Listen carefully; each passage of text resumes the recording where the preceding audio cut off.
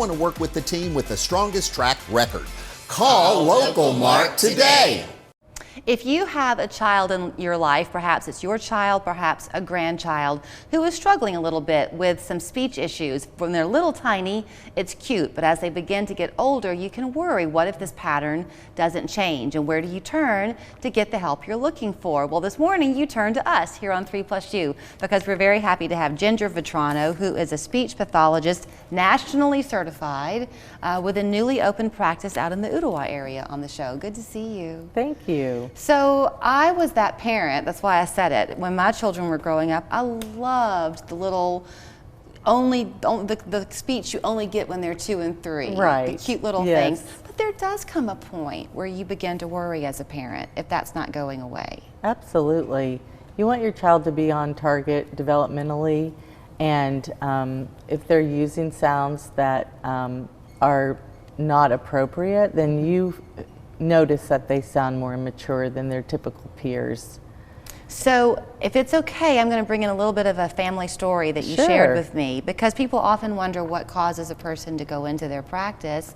You experienced it in your family firsthand when your sister began to talk. Is that right? She was diagnosed with autism in the 70s, when that wasn't even really yet a diagnosis, but she did not talk until she was 5.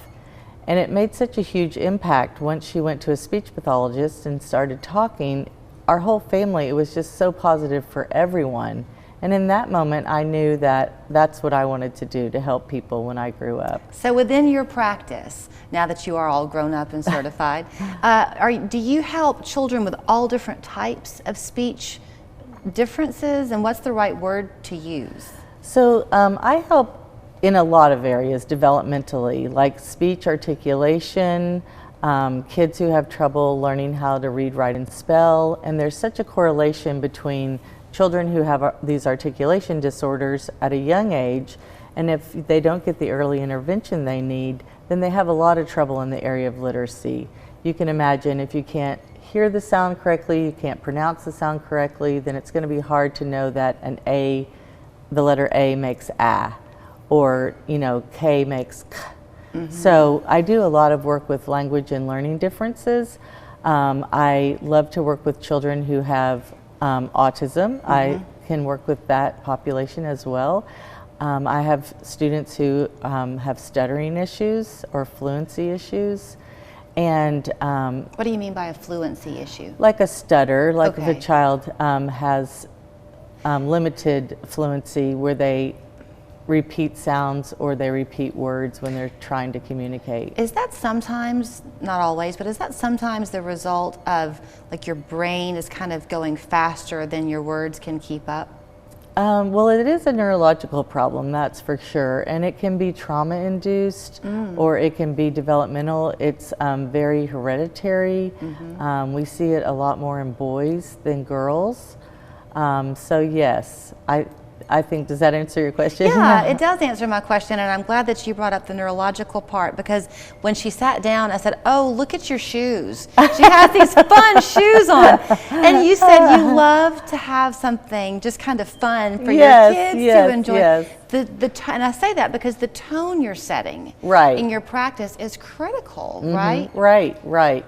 And building rapport is really fun and easy for me. I think that's a big part when I meet a new child, of getting to know them and them getting to know me. And I really like to introduce games and make it really fun. Mm-hmm. And the whole session can be like that. And you can work your goals into that, and they leave feeling very positive about themselves. Are you kind of a safe place for them in a way? Because if you're a 5 or 6 year old, you're old enough to know that maybe what you're doing is not what your other friends are doing. Maybe there's some picking on that happens. To come into your world and be accepted for where they are is pretty big. It is. In fact, one of the most rewarding times for me is when I've had a student maybe for a month or 6 weeks, and suddenly they realize that I'm really helping them. And one of my clients was very, very shy. He had a really hard time speaking, and one day when he left, he drew me all these hearts on a little sticky note, And I was like, oh my gosh, he knows that I'm really here to help him. Right. And, you know, we had that connection. And that's what it's all about, really. And you know, and as a parent, I'm a mom of 2. You just instinctively know things about your children. You just do. And so if you know what your child is capable of, or you know this hidden talent that he or she has, whatever it is, and this one thing is keeping that from emerging, it's so powerful when they finally break through. Right. They get to be who they're meant to be. That's right, yes. And it really is a big confidence booster. One of my favorite clients is a second, third, or fourth grader who's having trouble reading, and they're very defeated, and they come in and we start working, and right away they see success. And I use a particular program that's like a multimodality approach. So they're hearing the sounds, they're feeling the sounds, they're seeing the sounds, and they make quick progress, and they see that they're really able to do well in school. So just to make sure I'm understanding you, when you talk about the child that has a difficult time reading, for example, is that child going to also present with a speech difficulty, or does it always? Not always. Okay. Not always, but there is a real correlation between having that articulation problem and then having those literacy issues. But children can come with just symptoms of dyslexia, where they have trouble reading, writing, and spelling, and I work with those children. They're my favorite kind of clients, really. I really enjoy, because they can see such good progress so quickly with some strategies that they get. Those are magic words for anybody watching, because you want a journey that's going to get you to success. Of course you do, but there's a fatigue factor here too. You want to see those results. So to hear you talk about timelines as little as a month to 6 weeks for some people, that's pretty remarkable. Yeah, well, I'm not a miracle worker. Sure, but you're close. But listen, I have never met a child I don't love, and that's the key. If you love a child, you can teach them anything. So you're taking that and kind of bringing it to the people, so to speak, because on March 5th, she's located in Cambridge Square over in Ooltewah. Right. So on March 5th, you're having an open house. People can come and they can bring their kids if they want to, right? Yes, absolutely. To see what it's like. Yes, I'm the only private practice with a separate office in Ooltewah, and it started in August, and I have plenty of clients after school. It keeps me very busy. So yes, I'd love for anyone to come if they have inquiries about their child's development, or what speech therapy looks like. Is it helpful to you if they've been to other people, or if they've perhaps been seeing a counselor at their elementary school or something like that? Do you like to have that history, or do you like to assess things on your own? Well, if they have a recent report within like a year, I can use that easily to go on. But I really like to look at the whole child, and I like to look at the social emotional. I have one client who's really struggled with some meltdowns and self-regulating, and I've used a social emotional program with him that he has just loved, and he's doing so much better, and he's gained so much confidence.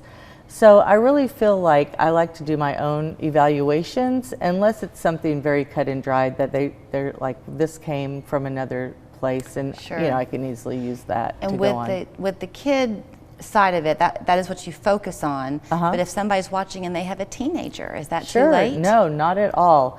I love to work with middle schoolers, high schoolers, especially high-functioning students with autism who need that social emotional help. Okay.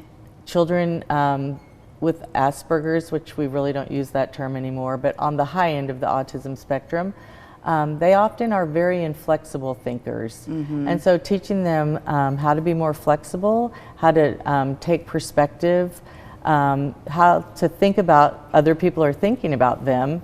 A lot of times kids with autism, they're just in their own brains. Right. So learning that somebody else is having thoughts about me, that's really important. And then picking up on all the social cues that they often miss.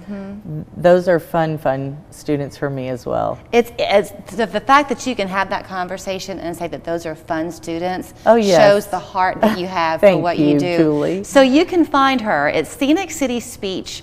Their open house is March 5th from 2 to 4. Go have dinner after you're through. That's right. plenty of restaurants there in Cambridge Square. And her phone number, if we can, online at scenicityspeech.com. And did you want us to share your phone number? What is it? It's 423-903-2498. And when you become her friend, you'll call her Ginger. Yes, that's right. I go by you. Ginger. Thank you, Julie, for having me.